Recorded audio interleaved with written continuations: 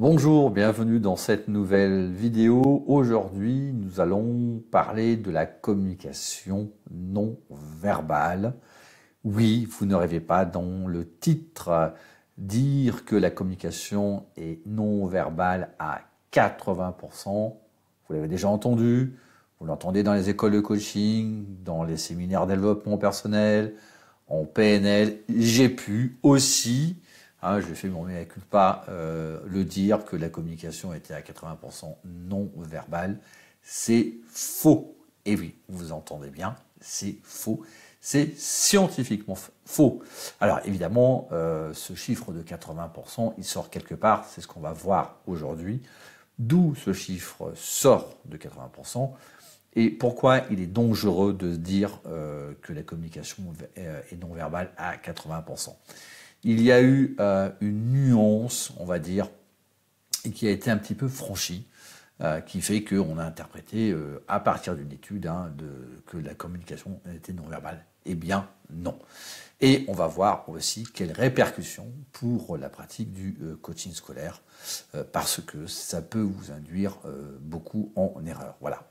Donc, avant ça, donc, je vous rappelle la formation gratuite, vous avez le lien en description. Alors, on m'a demandé souvent les liens de la formation gratuite. Sachez que le lien est en description. Vous devez intégrer le mail, donner votre mail pour avoir évidemment la formation gratuite d'1 heure. J'en dis pas plus et je vais directement sur notre sujet. C'est parti. Alors, cette idée de la communication non verbale, donc ça vient en fait de l'étude d'Albert Mehrabian, donc professeur de psychologie à l'Université de Californie à Los Angeles. Et il a fait donc une étude à ce sujet. Et donc, il a fait une étude sur la communication des émotions, donc c'est l'étude de Mehrabian, étude qui a été faite en 1967. Et en fait, il en a déduit, alors je vous passe les détails sur l'étude même, c'est pas très intéressant. Si vous voulez retrouver les détails de l'étude, donc je vous renvoie sur des liens internet, vous tapez Mehrabian et vous trouvez l'étude en question. Mais voilà. Et que dit l'étude? C'est que lorsqu'un message est émotionnel, c'est une étude concernant un message émotionnel et incohérent. À savoir, par exemple, oui, je suis content, alors que votre voix est neutre et vous avez un visage fermé. Donc vous dites oui, oui, je suis content, et en fait, votre corps dit tout le contraire. Donc en fait, il est étudié justement l'incohérence entre l'état comment dirais-je, réel et l'état où on essaie justement de le montrer.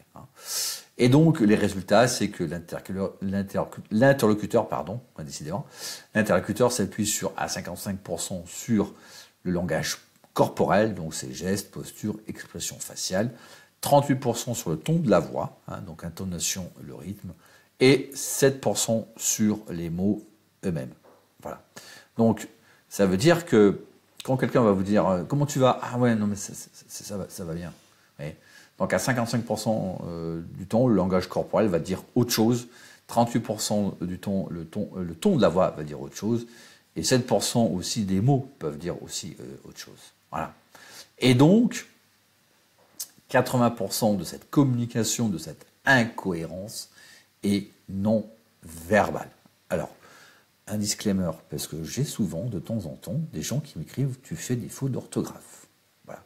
Alors, je précise, je fais une petite parenthèse, non verbal, il n'y a pas de trait d'union. C'est un adjectif. C'est non verbal, trait d'union quand c'est un nom, mais pas quand c'est un adjectif. Je referme la parenthèse. Voilà. Donc 93% de la communication, c'est 93% de la communication est non verbale. Bien, c'est que 93% de la communication s'applique à une incohérence dans la communication émotionnelle. Donc, ça ne s'applique pas à toute la communication.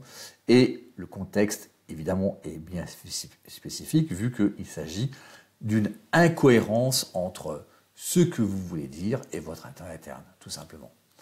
Donc, bien entendu, vous me direz, mais est-ce qu'il y a d'autres études Oui, il y a eu d'autres études. Alors, des études, c'est bien grand dire. Il y a d'autres spécialistes qui se sont penchés sur le sujet.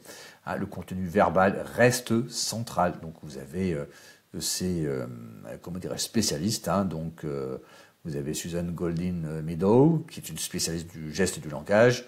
Vous avez une étude qui a été faite, ou un article qui a été fait en 2013, et une autre en 2006, qui conclut toutes, bien entendu, que le contenu reste principalement verbal dans une communication normale.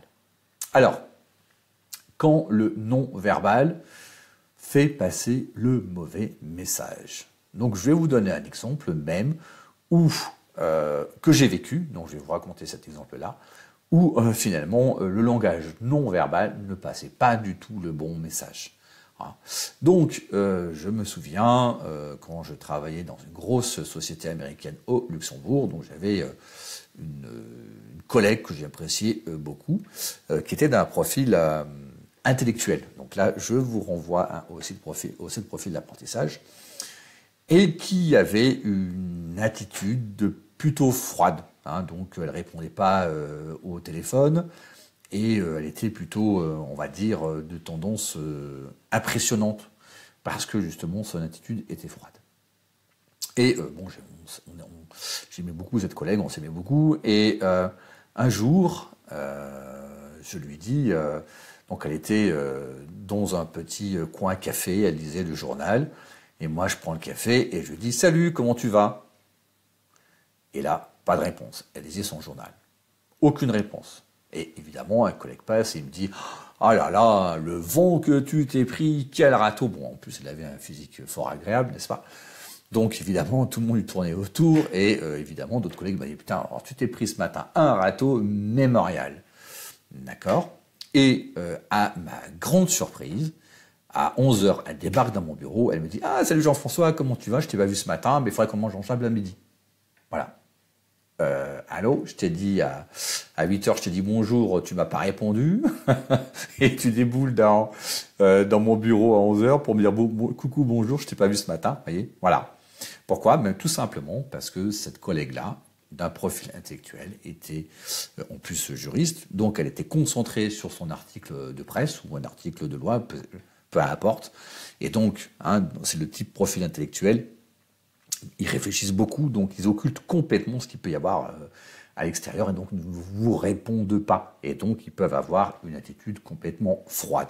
Et donc ce qui se passe, c'est on interprète, d'accord, le langage non verbal via le prisme, le schéma interne. Donc un schéma interne, c'est quoi? C'est toutes vos croyances, d'accord, vos schémas. Qui veut dire que si on a une attitude froide, ça veut dire qu'on a évidemment un rejet, ou un désintérêt, ou une indifférence. Ce qui est faux. Dans le cas de ma collègue, c'était archi faux. Elle était, de par son mode de fonctionnement de profil intellectuel, elle était concentrée sur son article, et elle m'a sincèrement pas vu. Mais si mes collègues, un peu jaloux, qui ont vu qu'elle ne me répondait pas, dans leur prisme et schéma interne, dans leurs croyances, eh bien, mais alors Jean-François, qu'est-ce qu'il s'est pris comme râteau? En fait, non. Et la réalité, c'est que justement, un profil intellectuel, très souvent, quand il est préoccupé par une émotion ou par quelque chose de très important, et c'était le cas ce jour-là, ce matin-là, eh bien, il réfléchit beaucoup, donc il occulte absolument tout, ou il revit des émotions parce que il a besoin de s'isoler. Vous voyez? Donc voilà le cas où le langage, le message n'est pas non-verbal. C'est une pure interprétation. Donc, dans ce cas-là, on ne peut pas dire que la communication est non-verbale. Alors, vous me direz, et dans le coaching scolaire? Alors, dans le coaching scolaire, eh bien, faites attention à vos incohérences dans la communication émotionnelle, parce que ça va se voir, parce que ça va se sentir, non pas sur ce que vous allez dire, mais sur votre attitude. On revient sur la notion des 93% de communication non verbale quand il s'agit d'une incohérence. Quand vous faites une présentation de vos offres ou une vente aux parents, par exemple, vous n'êtes pas du tout aligné, Quand vous avez, par exemple, le syndrome de l'imposteur, vous dites quelque chose, oui, mais bon, moi je suis expert en coaching scolaire, et puis au fond de vous, vous avez ce syndrome de l'imposteur, ben, sachez que vous avez un décalage entre ce que vous dites et, évidemment, votre état interne, votre gestuelle, et ça se ressent. Notamment chez les mamans, hein, qui ont plus comment dirais-je, plus de sensibilité que chez les papas. Et puis, quand vous faites une survente, par exemple, ben, vous dites, oui, vous promettez, par exemple, une augmentation des notes. Alors qu'en fait, vous n'êtes pas sûr du tout. Donc, vous surjouez. Là aussi, dans ce cas-là, eh bien, ça va se ressentir.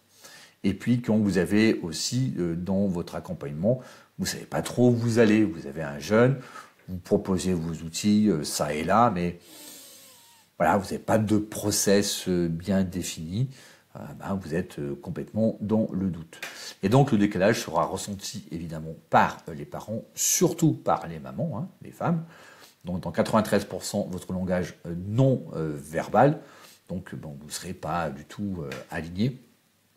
Et les parents ressentiront cette incohérence qui est non verbale. Et aussi, quand vous faites votre accompagnement sans process, hein, donc ben, les élèves ressentiront vos hésitations. Quand vous avez une absence de process et donc peut-être éventuellement vos doutes. C'est-à-dire que quand vous ne savez pas trop où vous allez, donc vous prenez un jeune, vous testez des outils ici, vous testez des outils là, bon voilà, vous faites un patchwork d'outils qui peut être très bien, mais quand vous n'avez pas un process bien défini, il y a un doute qui s'installe, ok, je vais faire une séance, 2 séances, 3 séances, 4 séances, où est-ce que ça va aller? Je ne sais pas trop, donc là, il y a un moment, il y a un doute, et ce doute va être ressenti par le jeune que vous accompagnez. La solution, oui, quelle est la solution? Eh bien, c'est de travailler sur votre offre et pas sur votre technique de vente. Je reçois un individuel stratégique. Beaucoup d'entre vous me demandent mon problème pour développer mon activité de coaching scolaire, par exemple, où je veux me lancer, mais je suis mauvais en vente. Ben non, le problème, il vient pas de là. Le problème, la vente, hein, c'est une rencontre entre une offre et une demande. Et le problème, c'est que si vous n'arrivez pas à vendre, vous avez des sessions avec les parents et ça ne se conclut pas par des ventes, simplement parce que vous êtes incohérent ou incohérente par rapport à ce que vous savez faire, par rapport à votre offre. Et donc ça, les parents le sentent. Soit vous vous sentez illégitime, hein, le syndrome de l'imposteur, soit vous faites des promesses un peu trop fortes. Et bon, là, vous êtes en décalage. Là aussi, les parents le ressentent. Et notamment, quand vous demandez 1000 euros l'accompagnement, vous avez intérêt à être archi aligné. Parce que si vous n'êtes pas aligné, vous ne faites pas la vente. Peut-être 50 euros, ça passe, parce que les parents vont se dire, oui, mais bon... voilà, on va faire une session, 2 sessions, et puis si ça ne va pas, on arrête. Oui. Mais quand vous faites une vente à 1000 euros, vous signez un contrat, vous avez intérêt, je vous recommande d'être hyper aligné pour faire justement la vente à 1000 euros. Donc, travaillez sur les résultats que vous obtenez. Et si d'aventure, vous n'avez pas, vous n'avez pas tous les outils, il vous manque les pièces du puzzle, ça vous prend du temps, vous ne pouvez pas tout savoir. Hein, c'est fondamental, vous ne pouvez pas tout savoir, même moi. Alors, dans le coaching scolaire, j'ai beaucoup travaillé là-dessus, j'ai mis ma méthode au point, mais vous voyez, je ne sais pas tout en termes de marketing, en termes de marché, je me suis fait accompagner, on ne peut pas tout savoir. Donc, allez chercher les savoir-faire. Je fais une parenthèse, les savoir-faire, il n'y a pas de S, parce que c'est 2 verbes. Je referme la parenthèse pour ceux qui sont sensibles à l'orthographe. Donc, allez chercher les savoir-faire et éventuellement se former ou être accompagné. Moi, je suis pour l'accompagnement. Aujourd'hui encore, je me fais accompagner. Je ne jure que par ça, parce que ça m'évite justement de perdre mon temps et d'aller directement sur ce que j'ai besoin. Mais voilà, l'idée, c'est de travailler votre offre. Est-ce que votre offre crée un résultat? Oui, non. Si votre offre ne crée pas un résultat, vous serez en décalage lorsque vous irez voir les parents. Ou alors, vous allez voir les parents, vous dites, voilà, vous pouvez le dire, hein, je fais un accompagnement de coaching scolaire, mais je ne promets rien. Je ne promets pas l'augmentation des notes, je ne promets pas les remises au travail, je ne promets pas forcément des changements. Il y a des accompagnements où ça fonctionne, d'autres ça fonctionne pas. Bon, malheureusement, avec cette argumentation, vous ne vendrez rien. Voilà. Donc, on en revient à notre début. Donc, travaillez votre offre, travaillez l'efficacité de votre accompagnement. Autrement, ça sera un petit peu compliqué. Et si vous voulez en savoir plus justement sur ces incohérences communication émotionnelle, donc vous pouvez notamment sur l'exemple que je vous ai donné sur le profil intellectuel, donc vous retrouvez tout ça dans le livre. Donc je vous recommande l'édition Parents. Et là, vous verrez des études de cas, notamment du collectif, où justement il y a des gros malentendus en termes de communication, et où ça démontre que le non-verbal n'est pas à 80%. Voilà, donc les enseignements. Déjà, vous avez vu dire que le non-verbal est à 80%, vous l'entendez dans les écoles de coaching, en PNL, etc. Je le comprends, moi aussi je l'ai dit, bien entendu, j'ai fait mon mea culpa par abus de langage, je le savais, mais c'était par abus de langage. Donc j'ai pu le dire quelques fois, mais ça n'existe pas. Vous ne pouvez pas dire que la communication est non-verbale à 80%. Et tant soit même que vous en ayez conscience, moi le premier, je vais vous dire qu'aujourd'hui, je suis conscient que finalement, évidemment, le langage n'est non verbal, c'est-à-dire c'est pas parce que quelqu'un peut vous paraître froid, qui vous fait la gueule, ou qu'il n'est pas intéressé, ou qui vous rejette, d'accord?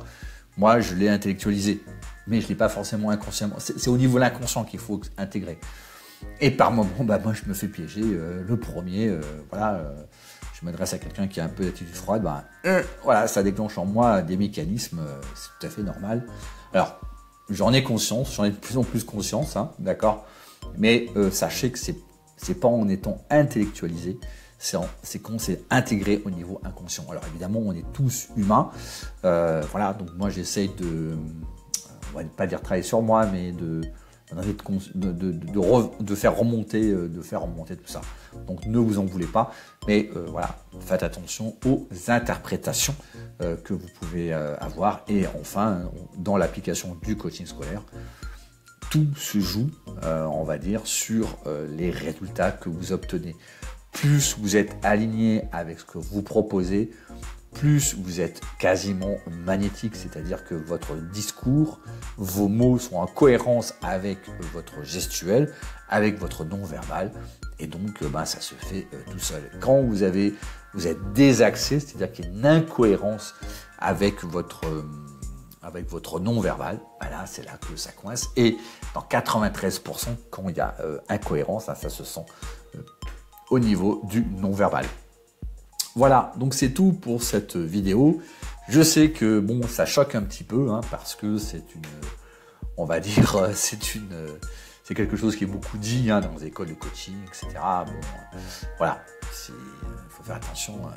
Le fait de ne pas faire de nuances, le problème est de ne pas faire de nuances, en fait. Voilà. C'est tout, donc abonnez-vous à la chaîne, like si vous avez aimé, et on se retrouve dans une prochaine vidéo. Ciao!